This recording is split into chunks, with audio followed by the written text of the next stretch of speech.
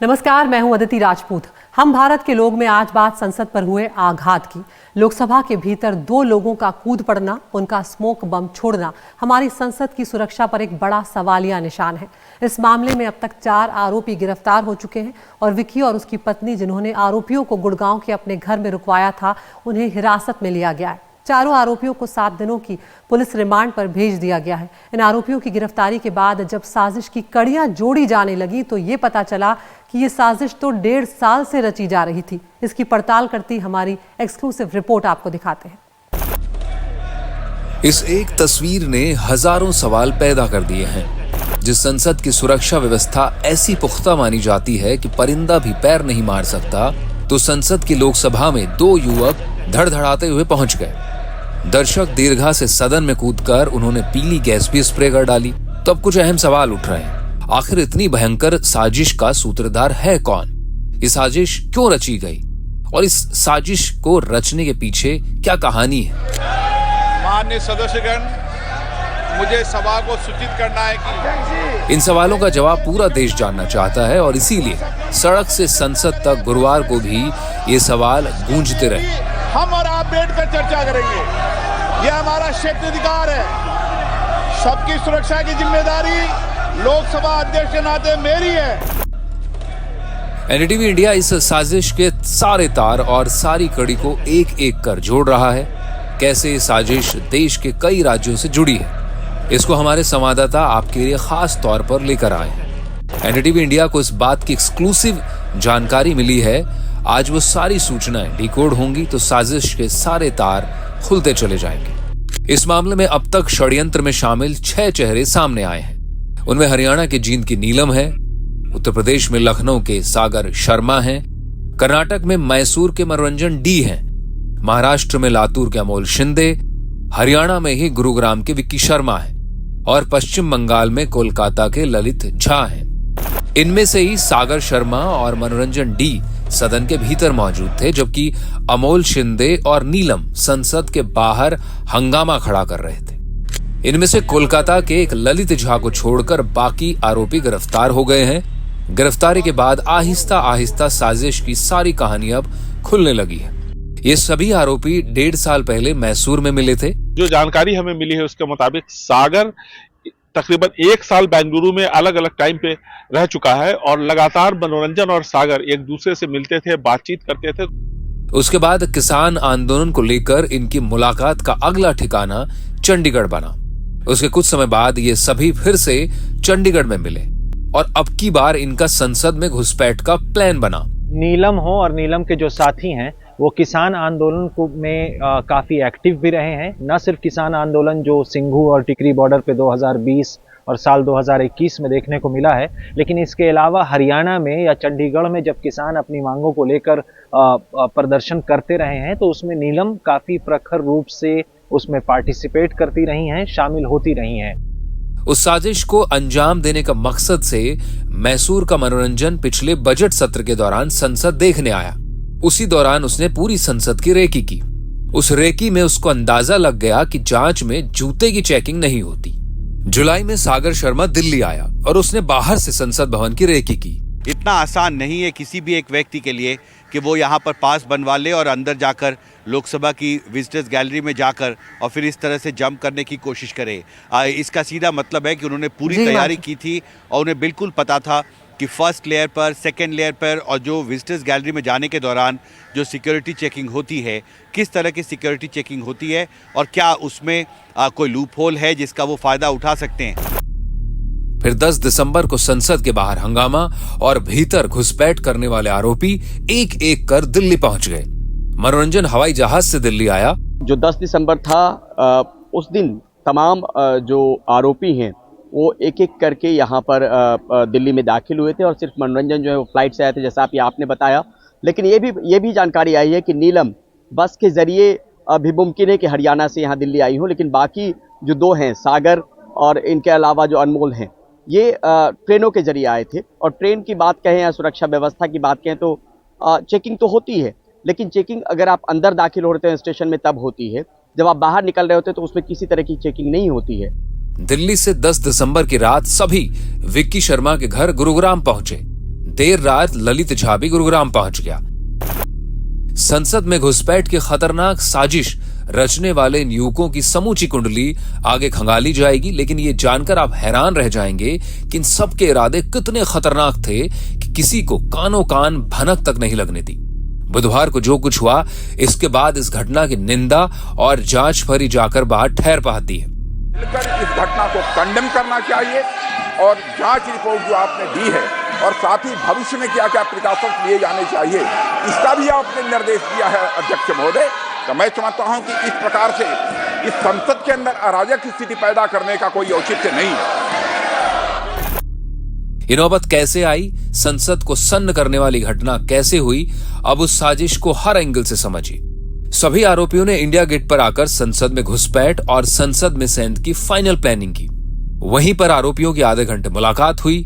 वहीं ये तय हुआ कि कौन संसद के भीतर जाएगा और कौन बाहर रहकर हंगामा करेगा। अंदर जाने वाले आरोपियों को एक स्मोक बम दिया गया। अमोल शिंदे पहले से ही लातूर से स्मोक बम खरीद कर लाया था। वहीं सागर ने कुर्ला में अमोल से स्मोक बम ले लिया। इन आरोपियों की योजना स्मोक बम चलाने के बाद संसद में पर्चा फेंकने की भी थी। 13 दिसंबर की सुबह मैसूर से बीजेपी सांसद प्रताप सिम्हा के पीए से पास का इंतजाम हुआ। उसी दिन दिल्ली कैंट से आरोपियों ने तिरंगा भी खरीदा और फिर दोपहर 12 बजे संसद भवन के अंदर 2 आरोपी दाखिल हो जाते हैं।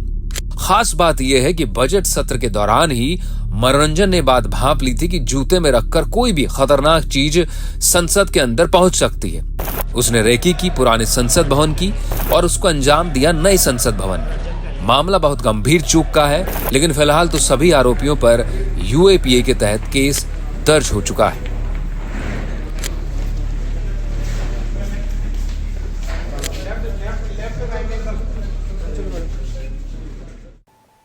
संसद की सुरक्षा में सेंध लगाने वालों में कोई कंप्यूटर इंजीनियर है, कोई 12वीं फेल, तो कोई सिपाही बनने की जद्दोजहद में लगा हुआ था। पूछताछ में गिरफ्तार चारों आरोपियों ने बताया कि वो बेरोजगारी, जातिगत उत्पीड़न, मणिपुर और किसानों के मुद्दे पर सरकार का ध्यान आकर्षित करना चाहते थे। हालांकि पुलिस इन दलीलों पर विश्वास नहीं कर रही है और ये तफ्तीश भी की जा रही है कि इनके पीछे कोई मास्टरमाइंड है कि नहीं। सवाल ये भी है कि रोजगार के नाम पर क्या संसद की सुरक्षा और मर्यादा से खिलवाड़ किया जा सकता है। कर्नाटक के मैसूर का रहने वाला मनोरंजन डी 2300 किलोमीटर का सफर तय करके दिल्ली पहुंचा।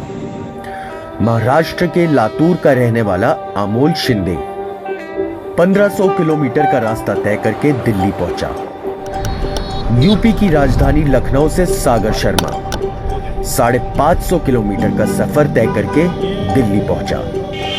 हरियाणा के जिंद से नीलम 130 किलोमीटर चलकर दिल्ली पहुंची। 4 अलग अलग जगहों से, अलग अलग माहौल से निकले ये 4 युवक दिल्ली आए तो संसद की सुरक्षा में सेंध लगाने के लिए, और उस घुसपैठ को नाम दिया बेरोजगारी से संघर्ष। इसके लिए बाकायदा इन सब ने भगत सिंह फैंस क्लब तक बना रखा था। इनमें सबसे अहम मैसूर का रहने वाला मनोरंजन डी है। मनोरंजन एक खाते पीते किसान परिवार से आता है। उसने कंप्यूटर इंजीनियरिंग में डिग्री ले रखी है, लेकिन नौकरी नहीं मिली तो हासन जिले के अपने गांव में खेती और मुर्गी मछली पालने का काम करने लगा। उसके परिजनों का कहना है कि वो स्वामी विवेकानंद से बहुत प्रभावित है और उनको पढ़ता रहता है। लेकिन बुधवार को संसद में जो कुछ हुआ, उसने मनोरंजन के घर वालों की मुश्किलें बढ़ा दी है।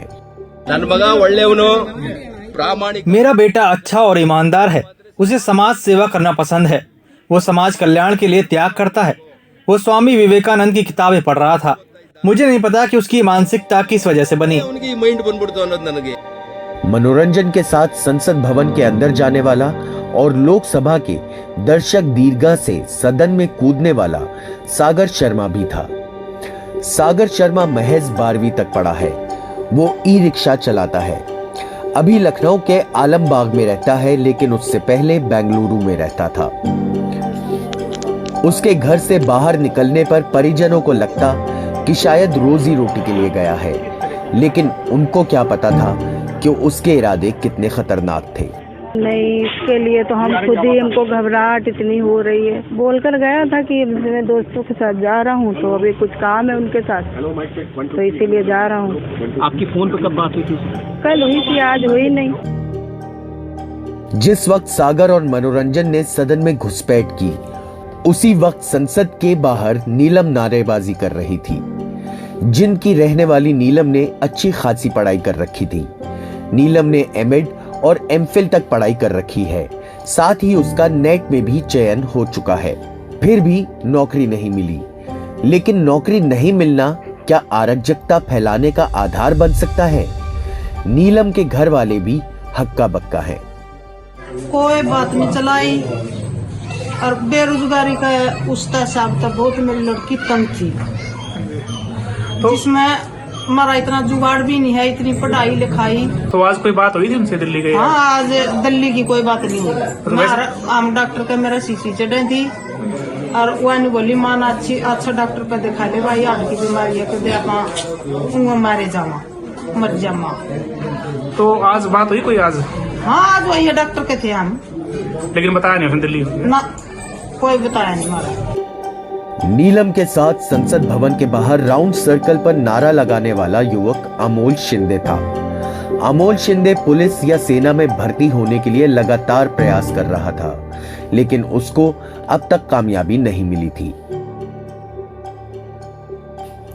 इन चारों का मानना है कि इनको जोड़ने वाली कड़ी बेरोजगारी, जातिगत उत्पीड़न, मणिपुर और किसानों के मुद्दे हैं, और इन्हीं मुद्दों पर वो लोगों का ध्यान खींचना चाहते थे।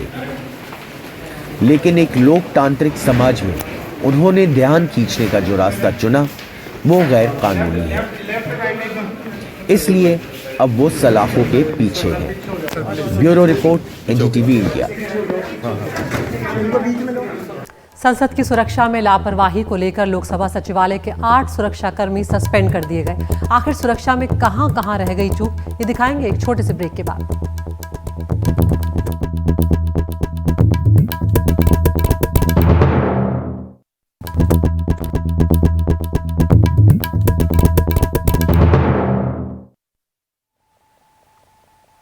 संसद की सुरक्षा में सेंध लगाने वाले आरोपियों की अब तक कोई आपराधिक पृष्ठभूमि सामने नहीं आई है, लेकिन फिर भी जो कुछ हुआ है वो संसद पर बहुत बड़े खतरे की निशानी है। अब सवाल है कि इनका जो मास्टरमाइंड बताया जा रहा है ललित झा, वो आखिर कहाँ है, क्योंकि वो अभी फरार चल रहा है। दूसरा सवाल है कि सुरक्षा का पुख्ता इंतजाम आखिर क्यों नहीं था, और साथ ही अब सांसदों के लोगों को जो पास देने को लेकर है उसको भी अब लेकर हिदायतें दी जा रही हैं। आखिर कैसे सुरक्षा में ये चूक हुई है, इसको समझने के लिए देखिए हमारी ये खास रिपोर्ट।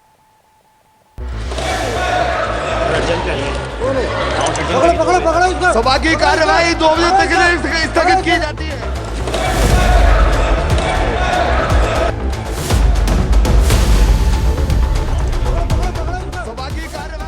जिसे देश की सबसे सुरक्षित इमारत होना चाहिए, उस संसद भवन में घुसकर 2 लोगों ने स्मोक बम छोड़ा।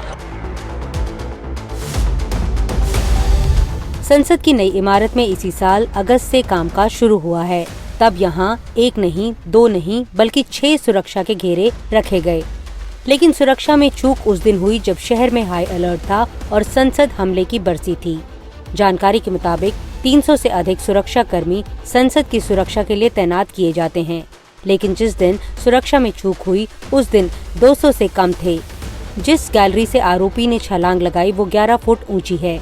पुराने संसद भवन से ये बहुत कम है। जब नई बिल्डिंग बनाई जा रही थी तब सुरक्षा पर एसपीजी के अलावा अन्य सुरक्षा एजेंसियों के साथ चर्चा भी हुई थी। क्लियरेंस मिलने के बाद ही इसकी ऊंचाई कम करने का फैसला लिया गया। 2 मार्शल हमेशा सादी पोशाक में दर्शक गैलरी में रहते हैं, लेकिन फिर भी 2 नौजवान संसद के वेल में कूदने में कामयाब हुए। सुरक्षा में जो चूक हुई उसकी गंभीरता पूर्वक जांच हो रही, कार्रवाई हो रही है। जो भी उसमें दोषी होंगे उनके विरुद्ध कठोर कार्रवाई की जाएगी। उन सारे लोगों को पकड़ भी लिया गया है, और जहां तक गृह मंत्री जी के जवाब देने का सवाल है वो समय पर सदन में आकर के जवाब भी देंगे। सवाल अब सांसदों से पूछा जा रहा है कि वो कैसे किसी भी शख्स को पास के लिए रिकमेंड करते हैं। मैं समझता हूं कि भविष्य में हम सारे सांसद, चाहे वो पक्ष के हों अथवा प्रतिपक्ष के हों, सभी को सावधानी बरतने की आवश्यकता है, ताकि जिनको भी हम पास देते हैं ऐसे व्यक्ति को पास न दिया जाए जो जाकर इस प्रकार की अराजक स्थिति संसद भवन के अंदर पैदा कर दे। यह हम सभी को, केवल सत्ता पक्ष ही नहीं बल्कि दूसरे पक्ष के लोगों को भी यह सावधानी बरतने की जरूरत है। और आपने तुरंत संज्ञान लेकर इस मामले का, अध्यक्ष महोदय, आपने जांच का आदेश दिया है और अन्य भी जो प्रिकॉशन भविष्य में लिए जा सकते हैं वह लिए जाएंगे। उधर बीजेपी के सांसद प्रताप सिम्हा का कहना है कि वो आरोपियों को नहीं जानते, बस उनमें से एक डी मनोरंजन ने उनके पीए के जरिए पास लिया था। 2001 में जब आतंकवादी हमला हुआ था तब आतंकवादी गाड़ी में बैठकर इसी गेट के जरिए संसद में दाखिल हुए थे, लेकिन इस बार जब सुरक्षा में चूक हुई है तो आरोपी अपने जूतों में स्मोक कैनिस्टर छुपाकर अंदर ले गए हैं। इसलिए माना जा रहा है कि जो सुरक्षा कवच है, ऑलरेडी एग्जिस्टिंग सुरक्षा लेयर्स हैं पार्लियामेंट के, उसमें एक और सुरक्षा लेयर जो ऐड करी जाएगी। वैसे नई बिल्डिंग में सुरक्षा के सभी उपकरण अभी नहीं लगे हैं और काम भी चल रहा है। दिलचस्प बात यह है कि एक दिन पहले ही CPWD ने संसद परिसर की सिक्योरिटी बढ़ाने के लिए एक टेंडर निकाला था और संसद परिसर के लिए गैजेट और बुलेट प्रूफ बैरियर सहित अतिरिक्त सिक्योरिटी इंफ्रास्ट्रक्चर की खातिर टेंडर जारी किए गए थे। इस मामले में केंद्र सरकार ने 8 लोगों को निलंबित कर दिया है। जिस तरह की सुरक्षा आज पूरी दिल्ली में देखने को मिल रही है, उससे तो यही लगता है कि जो सुरक्षा कर्मी हैं वो तामझाम पर ज़्यादा जोर देते हैं बजाय इसके कि इस मामले से जुड़ी हुई संजीदगी पर। नई दिल्ली से कैमरा पर्सन सचिन गुप्ता के साथ नीता शर्मा, NDTV इंडिया के लिए।